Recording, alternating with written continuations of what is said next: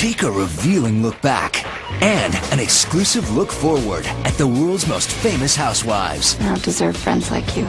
We're aware of that. Join Desperate Housewives creator Mark Cherry, This was fun. his staff, and the experts at People magazine. He is definitely trouble. And be the first to see special sneak previews from the new season, We have so many interesting twists and turns. Payment in full. including a behind-the-scenes look at Wisteria Lane's upcoming wedding of the year. It's great. It's hot. And you'll actually be there to witness it. It's time for these housewives to come clean.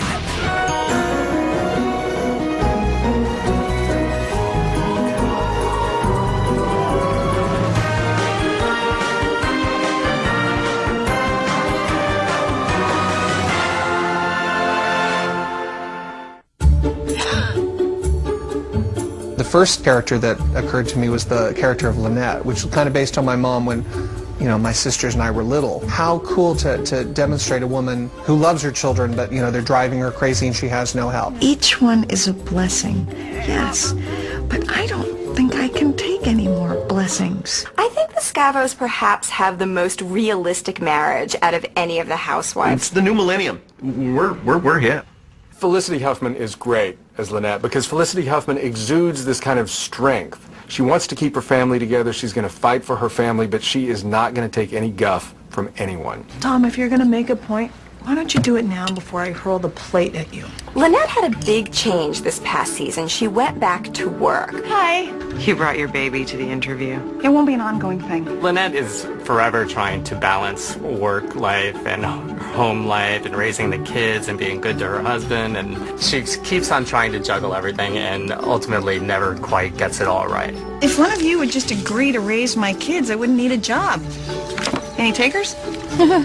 Yeah, no, I didn't think so. For much of last season, Tom was keeping a very dark secret from Lynette. Her name is Nora. I met her before you. We had a one-night stand. I haven't thought about her in years. Then why are you going to Atlantic City every other weekend to visit her? I have another child, Lynette. The result of that was that he has a child that he's just recently found out about. Nora very much wants to be a part of that Scavo household, and I think it's going to be really tough for Lynette to keep her away. Hi there. Eva Longoria, of course, brings the sex appeal to the show. Welcome to the neighborhood. Well, I am Gabrielle Solis. Would it be better if we came back at another time? Eva is a great comedic actress, and I think she plays a superficial housewife really well. But last year, she was in the position of having to fight for her marriage, in some cases, literally. First of all, who hasn't wanted to punch a nun in church? Not me. So, not me.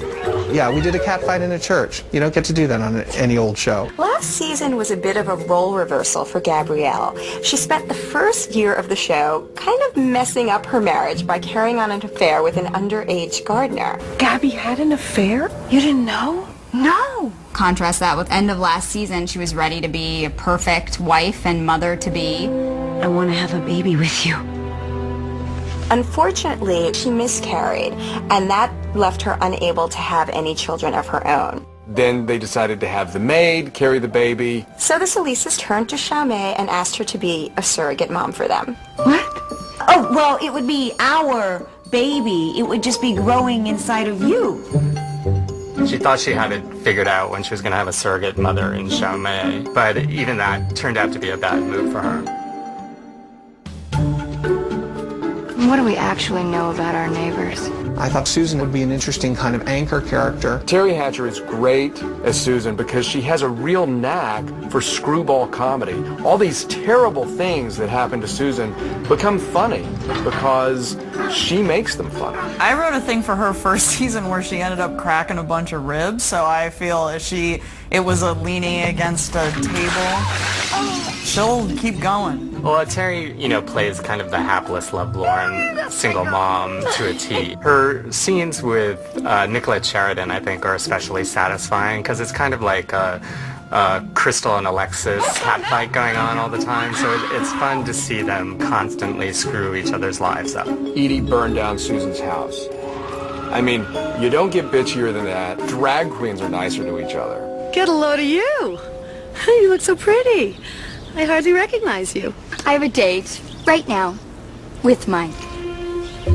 Mike and Susan are the Ross and Rachel of Wisteria Lane. The gods are always conspiring to keep them apart, but we know in our hearts that these two are destined to be together. I think Susan gets a bad rap for constantly chasing after Mike, but he really does believe that's the love of her life, though, so, you know, I mean, he's a great guy. Well, yeah, he's what Mark says he thinks is the secret fantasy of all women, which is a hot guy who can fix things. If you ever have a clog. I then wanted to do something with a perfect housewife, someone who was very Martha Stewart-esque, but was trying to achieve such a level of perfection in her life that she was driving her family crazy. You know, and that's how Brie Van de Kamp was born. She was the perfect homemaker, and then slowly over every episode we saw a few more cracks appearing. We're, wasps, Dr. Goldfein. Not acknowledging the elephant in the room is what we do best. You'd settle for that? A life filled with repression and denial? And the dinner parties? Don't forget the dinner parties. There may be no better cast role on television than that angular, prim Marcia Cross as Brie. It's really perfect. I am not sure, but I think there was a compliment in there somewhere, so thank you. Honey, what are you doing in my bed? You see my pants? I can't... Kind of hard to beat the moment when you find your son in bed with your supposedly straight boyfriend. So I think as far as water cooler moments goes, that has to be up there. By the way, one of the things not based on my life with my mother, I just want to make that clear. I can't be around you anymore. I'm just not strong enough. Brie had reached her breaking point with Andrew, and she finally had to just cut him loose. So she just gave him some money in a suitcase and dropped him off. Brie, by the end of last year, felt enormous remorse over that and felt that it was a terrible thing for her to have done. That's one of those moments where you write something, you think it's good, but the fans let you know, no, this one was great. Hello, my name is Brie Van de Kamp, and I'd like to admit myself for psychiatric observation. All right, what seems to be the problem? I think I'm about to have a nervous breakdown. Stay tuned for exclusive sneak previews from the new season of Desperate Housewives. Found her. Xiao Mei was working as a slave laborer for one of the other neighborhood women. Well, when the police busted the woman, she came to live with the Solisas. Oh, the slave. Wow. Looks well fed. Xiao Mei started out as someone you barely even paid attention to.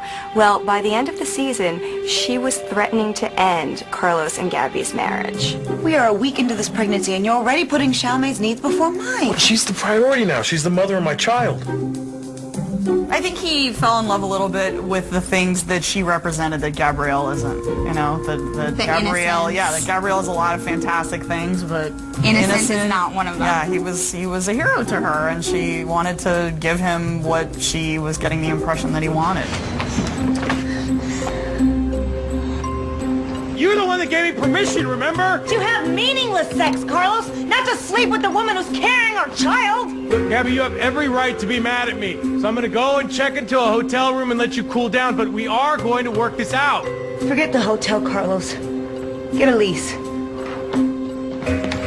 Gabrielle, at the top of the season, finds herself in the middle of a hideously messy divorce with Carlos, but she is also living with the surrogate who is carrying her and Carlos's baby. One of the interesting creative choices that Mark made for the beginning of the season is that he wanted season 3 to begin 6 months after season 2 ended.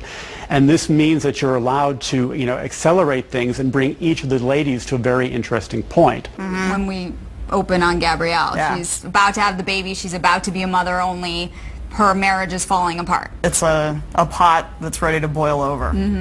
I think now we kind of root for them. Even though he did have an affair with the maid, I have a feeling that they are going to get back together. I think Gabby is so much more fun when she's being bad. Every time she tries to be a better person, Tries to be good. she learns that that's not the way to go. So Why not be bad? I want to see her be bad. Gabrielle now finds herself having to wait on her own maid because a woman whom she loathes but whom she has no choice but to take care of because this woman is